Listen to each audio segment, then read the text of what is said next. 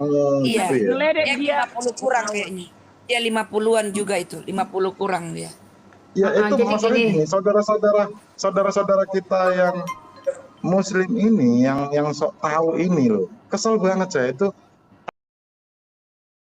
Apalagi itu kayak ini, kayak anak didiknya Zakir Naik gitu loh. Jadi Sa- mana boleh kamu kesal, bodoh. Kalau kamu kesal berarti kamu yang bodoh. Saya kasih tahu tapi kamu. mungkin gini, sebenarnya Saya kalau ulang kita ya. kesal itu Kalau kamu bukan kesal berarti kita kamu yang benci ya. paham. Tapi kalau sampai kamu kesal berarti kamu yang bodoh. Saya kasih tahu. Kenapa? Bukan Karena seperti itu udah didesain supaya seperti itu. Saya ini dikirimi rekaman, mereka lagi live, mereka itu berplanning, berstrategi. Si Ripa bilang, aku kalau yang ini menguasai, tapi kalau yang ini aku hindari. Nah, tema-tema Alkitab apa-apa gitu ya. Saya hapus rekamannya. Kalau saya tidak ini aja ya, saya mungkin akan publish rekaman itu supaya kita tahu. Oh ini yang mereka akan serang, oh ini yang mereka. Tapi untuk apa? Saya sampai dikirimin loh kayak gitu. Saya dulu sering dikirimin. Sampai akhirnya saya bilang sama yang mengirimi saya, stop. Saya pernah ada di mereka. Jadi apa yang mereka lakukan itu dulu pernah saya lakukan. Jadi tidak usah kirimi lagi. Karena sekarang saya tidak akan mau berbagian dengan hal-hal masa lalu. Itu masa lalu teman-teman. Perhatikan ya, setiap kita memiliki masa lalu. Apakah setiap kita selalu suka masa lalunya dibangkitkan, dikorek, diingatkan? Itu sebab saya menghindari. Pertama, saya tidak dipanggil untuk meladeni polemikus.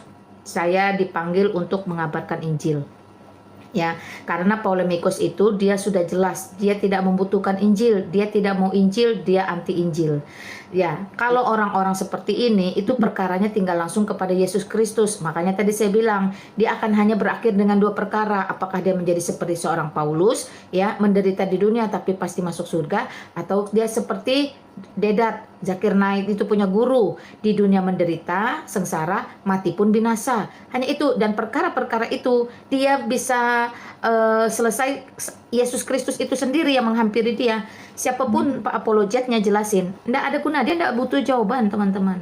Makanya saya tidak pernah mengizinkan mereka hari ini, sampai hari ini mereka tidak bisa sesumbar. Tidak ada apologet yang tidak berdiskusi dengan kami dan mereka semua kalah. Emak Lina Wijaya belum pernah berbicara dengan kalian, kalian tidak pernah bisa tembus bicara dengan saya. Yang kedua, tidak ada ruangan Kristen yang belum kami masukin dan semuanya bla bla bla. Ruangan Lina Wijaya belum pernah kalian masuki dan kalian tidak pernah bisa tembus untuk masuk ke sini. Tujuannya untuk apa? Tujuannya satu, supaya mereka tidak bisa sesumbar. Yang kedua apa lagi? Baby rohani, baby Bible itu juga perlu kita perhatikan. Jadi motivasi membuka ruangan untuk apa dulu? Kalau motivasi misi dan visinya hanya untuk popularitas dan komersil, maka kalian akan ikut seperti dia. Saya tidak mengatakan apologet lain itu seperti itu, tapi saya memiliki prinsip berbeda. Itu sebab sampai hari ini cuman ruangan saya mereka nggak bisa naik. Sampai-sampai dibikinkan VT tantangan itu kan karena saya menolak terang-terangan. Saya menolak terang-terangan. Saya bilang saya tidak akan. Bukan perkara saya takut, bukan perkara saya kosongan, bukan perkara tetek bengek, bukan. Perkara saya pernah ada di sana. Saya tahu trik-intriknya. Perkara saya pernah menjadi menjadi habitat dari sana. Perkaranya cuma itu. Saya tidak tahu apakah Regan pernah menjadi Islam dengan tempo waktu cukup lama. Saya tidak tahu apakah Rindu pernah dipersiapkan menjadi seorang ustazah yang akan memimpin pondok pesantren. Saya tidak pernah tahu. Tapi saya pernah ada di sana, saya mengalami itu semua. Makanya saya sangat berempati dan saya sangat paham bagaimana cara mengasihi mereka. Saya mengasihi jiwa mereka, tapi saya menentang praktikal mereka, saya menentang tabiat mereka, saya menentang hujatan mereka. Tapi jiwa mereka saya kasihi kok. Saya terus berdoa melepaskan pengampunan dan berkat bagi mereka. Tapi untuk membiarkan mereka masuk ruangan hanya untuk konten, hanya untuk popularitas, hanya untuk mendulang koin lalu berujung pada pembinasaan dan penyesatan, yang ngapain? Berarti saya bersepakat dengan iblis tersebut. Ya enggak lah, saya sudah tidak di dalam kegelapan, kenapa saya harus sama dengan mereka? Itu prinsip teman-teman, saya enggak persoalan. Makanya saya kalau kalian lihat ya, saya misalnya ke ruangan Billy, cak ngomong, saya enggak lama loh, saya enggak betah, sudah itu saya keluar. Bagi saya itu masa lalu saya, dan masa lalu itu tidak selalu enak untuk diingatkan. Itulah makanya Bu Lina Jadi dipilih Tuhan, saya biar bisa Ibu Lina namanya? sampaikan itu ke yang lain gitu loh. Jadi dipilih Tuhan Ibu Lina ini karena pengalaman, biar seperti yang difirmankan Tuhan, jangan kasih mutiara ke mulut babi, seperti itulah. Jadi karena Ibu Lina udah dari sana, bisa mengasih pengalaman pribadi Bu Lina ke teman-teman kita. Capek-capek pun kayak tadi malam ya, Billy jadi berantem sama si Ilham. Orang apa Di band katanya loh, Becky nangis. di band loh. Masuk siapa tuh? Saya ada di situ diam-diam Ilham. nonton-nonton, nggak lama Ilham. di band. Siapa? Si Ilham kan? Si Ah Ilham. iya benar si Ilham, betul, gara-gara Ilham di band. Yang kayak gitu-gitu Kita Ilham berdua. mana pernah bisa masuk sini? Nggak pernah bisa lagi. Kenapa? Karena saya sudah ngerti, oh ya ini masa lalu saya, ini saya. Jadi kayak dejavu. Daripada saya dejavu, mending nggak usah. Kamu sendiri Ragan tadi mengakui, kamu kehilangan damai sejahtera, akhirnya kehilangan sukacita. Itu pekerjaan iblis. Kalau tahu itu pekerjaan iblis, kenapa? Saya dulu waktu pertama kali saya masuk Kristen, saya ketemu dengan pendeta saya, mentor saya tanya. Saya terus terang, namanya Pak Beni, saya panggil. Pak Beni, saya mau tanya. Di Alkitab dilarang mencobai Tuhan Allah. Ya betul katanya. Saya mau tanya, boleh nggak kita mencobai mencobai iblis? Saya itu diketawain sama dia. Dia jawab apa? Iblis bukan untuk dicobai. Iblis untuk diusir dan dihindari. Coba. Dari situ saya pegang. Kalimat itu tertanam dalam otak saya. Oh, iblis itu harus dihindari dan diusir. Saya sampai sekarang loh. Jadi saya tidak akan toleransi. Kalau saya tahu ini adalah manifestasi dari iblis, saya tidak menghakimi ya. Tapi kan kita sudah lihat track recordnya. Jadi kalau orang-orang seperti itu tidak bisa diapa-apakan. Ingatlah Saulus, waktu Saulus merajalela ya, dengan kelakuannya antikristus, memburu, menganiaya, bahkan membunuhi pengikut-pengikut Tuhan di zamannya. Siapa yang bisa bendung dia? Siapa yang bisa tahan dia? Orang dia mengantongi surat legal kok dari kepala-kepala, imam kepala dari Farisi. Dia mengantongi itu.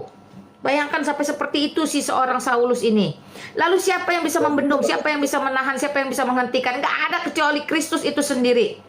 Saulus, mengapa engkau menganiaya aku? Biarlah suara itu nanti menghampiri Juma dan kawan-kawan. Saya tidak akan mau bersinggungan. Mohon maaf nih.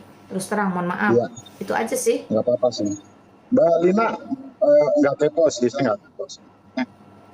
Mbak Lina ini ikut Kristus itu berapa lama ya, Mbak? Saya kasih tahu ya, clue-nya. Anak bungsu saya itu sudah lahir dalam keluarga Kristen dan usianya itu udah 17 tahun, mau 18. Itu saya itu dia udah lahir dalam keluarga Kristen. Anak laki-laki saya yang dua pertama, 1, 2 itu lahir dalam keluarga Islam, tumbuh kembang dalam keluarga Islam. Jadi Mbak Lina ini dibaptisnya itu tahun berapa ya, Mbak? Maksudnya udah lama, ada 10 tahun ya? Lebih lah. Nah, saya tadi sudah kasih clue. Kalau anak bungsu saya aja lahir dalam keluarga Kristen dan sekarang usianya mau 18 tahun, masa 10 tahun? Kan begitu. Jadi Mbak Lina dulu memang dari Islam gitu. Saya gadis Islam, ketemu jejaka Islam, menikah Islam, membangun keluarga Islam. Nah, itu clue-nya. Katanya Harusnya- ternyata si Juma giman lo Eda monyong, makanya pantasan dia setiap ada ngomong pakai masker biar nggak kelihatan katanya monyongnya itu. Baru tahu aku. Masa bodoh lah, saya nggak mau body shaming ya. Masa bodoh lah, itu terserah. Nggak boleh body shaming, Rindu nggak boleh. Jadi gini, saya itu kan salah satu penggemarnya Christian Prince. Saya selalu mengikuti Christian Prince itu dari tahun 2015. Sebenarnya ya, kalau debat apologet seperti kalian ini, aku sih nggak apologet ya, tapi kalian lah apologet ya. Sebenarnya untuk menghadapi orang-orang seperti ini, memang benar kata Christian Prince, kita itu harus tahu dasar mereka, kitab mereka, hadis mereka, termasuk terus tahu ini bahasa Arab. Jadi tanpa itu ya kita jadi bulan-bulan. Seperti itu sih kata Christian Prince. Karena dia memang orang sana. Teman-teman. Tapi kalau dia orang Indonesia, mereka yang katanya ngaku bahwa hatam Quran sekian berapa juz, kalau ketemu di ruangan-ruangan suruh baca, ditanya ayat berapa hafal nggak? Enggak juga. Ya, itulah. Kalaupun betul belum pernah saya ada ketemu, ya. belum pernah saya ada ketemu yang benar-benar hafal, belum pernah. Untuk menjadi apologet yang hebat itu harus belajar dulu kitab mereka, itu kata Christian Prince. Jadi Makan benar juga sendiri sih ada menurut Lina saya. ini enggak juga kita. Kalau saya diajarkan di tempat Debat saya, dengan mereka, Ragan, di tempat saya diajarkan tidak seperti apa yang kata Christian Prince, tidak. Apologet itu, berapologet itu artinya ketika kita bertanya, kita ditanya, kita bisa menjawab. Tapi dia tidak melulu menjawab. Seorang apologet itu juga dia harus berani tanya. Jadi dia harus memiliki perisai untuk bertahan, ini untuk menjawab. Dan dia harus memiliki pedang untuk menyerang atau memotong. Karena firman itu seperti pedang bermata dua. Jadi setelah jawab kita harus tanya. Nah, itu seorang apologet sejati itu begitu. Jadi ketika kita jawab dan kita tanya, itu tidak selalu kita harus mengerti kitab dia. Tidak melulu harus kita bisa bahasa Arab dia, enggak. Apalagi yang kita hadapi ini orang-orang Indonesia juga, yang notabene mereka sendiri walahu alam bisa berbahasa Arab. yang nyatanya kan Itu sih. tentang kitab mereka. Teman-teman, nggak apa-apa. Ini ada satu kayaknya Islam yang mau minta naik ya. Oh bukan. Ada Pak Andre aja minta mau naik. Tadi ada Rahmat minta mau naik, tapi terus dia nggak sabar tunggu, mungkin dia pergi. Ya silakan lah teman-teman, kalau ada yang mau reposisi, kalau belum selesai, selesaikan dulu. Selesaikan dulu statementnya, nggak apa-apa. Aku enggak apa-apa Sabar, Mak turun. Lina. Turun aja ke dalam. Ragan lu duluan aku. Shalom Mak Lina, aku juga izin turun ini, baterai saya juga ada lemot ini. Oke, shalom semua Sebentar, saudara-saudara. Aku izin turun ya. Shalom Bang Jarus. Ya, shalom. Bang. Salam, silakan. Jadi begini Bang Ragan. Saya sudah 8 bulan ya, hampir 9 bulan ini berapologet. Saya tidak tahu apa-apa tentang Quran. Saya hanya nyambung-nyambung saja. Tetapi bukan saya sombong ya. Ada loh yang bagaimana ya, dari dia Nyangkut. Islam. Ya. Dia menerima Yesus loh dari saya gitu. Jadi pengetahuan saya itu tuh tentang Alkitab. Tetapi ketika dia menyenangi saya, cara saya, dia menerima Yesus itu. Jadi jangan Bang Ragan berpatokan ketika kita berdiskusi, ketika kita berapologet harus menguasai dua sisi. Tidak. Kita masing-masing diberikan talenta. Tujuh. Jadi ambil bagianmu, ambil bagian Bang Ragan, saya ambil bagian saya, Mak Lina ambil bagiannya, dan Tuhan Yesus itu mengambil bagiannya juga. Kira-kira begitu, Bang Ragan. Jadi tidak harus kita tahu dari dua sisi. Punya talenta masing-masing. Ya, memang mungkin Iya. gini ya, mungkin debat yang dilakukan Christian Prince kan dengan orang-orang bebal ya. Jadi mungkin senjatanya dia itu ya memang dia harus paham. Dia kan memang masternya syariah Islam. Jadi mungkin dia harus paham tentang itu juga untuk orang-orang yang bebal juga ya. Ya mungkin kalau seperti Mbak Nona ini ya itu karunianya lah ya. Ada orang mengikuti Kristus dengan caranya Mbak Nona gitu ya. Dan saya pun memang cara saya sendiri gitu. Tapi secara logis memang ada baiknya juga sih tentang Christian Prince. Tapi ya itu ya kembali lagi ya itu karunia masing-masing lah ya. Iya, itu istilahnya kalau di apa tuh debat. Kalau memang debat gitu. Kak Rindu kan punya talenta ketika dia dikatakan seperti tadi, cepat dia tanggap gitu untuk menangkis serangan mereka. Contohnya begini. Jadi Kak Rindu juga kita perlukan juga gitu. Betul, Bukan berarti dia betul. harus tahu menjabarkan Alkitab. Tetapi ketika dia diserang, ya kamu kan istrinya si Pipo, katanya Bang Pipo, dia langsung cepat tangkap. Jadi itu saya merasa satu karunia Roh Kudus yang datang kepada dia ketika Kak Rindu ini membalas. Iya, kamu poligaminya Zuma. Itu jadi Ripa ketika mengatakan itu dia sudah tersenggol gitu. Iya benar. Jadi kita masing-masing punya talenta, Bang. Si Ya, Ripa itu bawa salah bikin satu mamanya leluconnya. live biar gini tahu dibikin seripa mamanya ini ya, rindu mama saya lihat. Ya Maya, iya. Bang Terus saya bilang, Bang Ragan, itu ajarin bukan dulu lelucon, anakmu. itu teknik namanya. Teknik cara balas, cara jawab, Iya, cara balas lah. Itu Mana teknik mamamu namanya. Ripa? Ini ya mama saya. Mak, ajarin dulu anakmu si Ripa ini.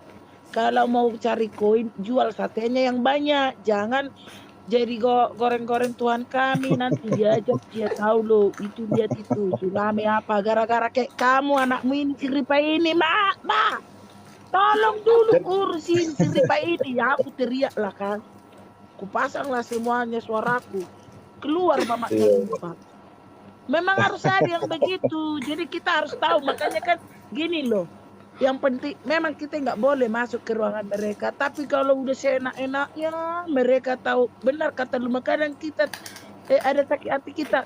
Masa kita biarin? Oh mumpung dinaikin di situ lah. Ya itu dia, Mereka. itu dia.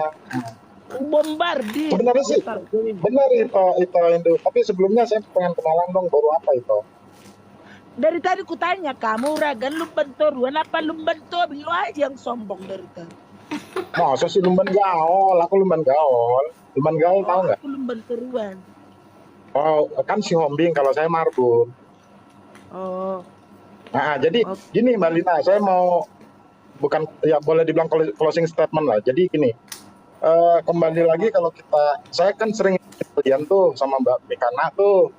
Jadi saya bolehlah saya kesel, bukan berarti saya membenci mereka, enggak, karena kita nggak boleh membenci sesama ya. Jadi yang saya kesalkan itu gini, yang saya kesalkan itu gini loh. Ini orang nanya atau ngejek gitu loh. Maksud saya timnya Zuma ini nanya atau ngejek. Jadi hati-hati, saya itu di Rindu, saya itu di diam lah. Jakarta ya kan. Saya itu di Jakarta kan, sering face to face gitu ngomong dengan mereka gitu, bukan Zuma maksud saya, kaumnya mereka itu. Saya face to face sering debat dengan mereka tuh, tapi endingnya apa? Endingnya tuh mereka ngejek. Jadi akhirnya apa yang saya lakukan ya, saya kesel lah. Jadi yang namanya juga manusia ya kesel lah gitu ya. Saya juga Anda bisa menahan diri mungkin ya. Jadi gini, mereka itu, saya udah bilang sama mereka tuh, kalian itu sebenarnya ngapain gitu ngurusin Tuhan Yesus itu manusia atau Tuhan gitu. Padahal kalian itu cuma mau ngejek gitu. Tapi kalau kalian betul-betul dalam hati kalian pengen tahu kebenaran yang sesungguhnya, baiklah kalian berdoa dulu sebenarnya. Tunjukkan Tuhan orang Kristen itu seperti apa sih. Coba berdoa. Itu yang saya katakan. Benar tadi Mbak Nona tadi tuh, yang ngajarin si Mas GG tadi berdoa itu ya Mbak Nona ya tadi ya. Itu keren banget itu sebenarnya. Iya, Jadi, karena dia kan tiap hari juga naik lah dia nanya. ya, jadi makanya saya bilang ini orang sebenarnya ngejek, jadi bukan serius untuk mencari kebenaran gitu loh. Jadi ya kita ini sebenarnya ya gimana, saya berpikir selama ini gimana caranya ya supaya mereka ini cepat menangkap gitu loh. Apa yang kita katakan dalil-dalilnya sudah kita ucapkan di Alkitab. Mereka nggak mau Jawab ya nangkap teman-teman. juga. Teman-teman, saya kasih pandangan saya ya, saya jawab ya. Saya kasih tahu. Pertama, result atau hasil itu otoritas Allah. Jadi kamu tidak memiliki andil apapun. Dia tidak percaya, kamu tidak memiliki andil. Dia menjadi percaya, kamu juga tidak memiliki andil.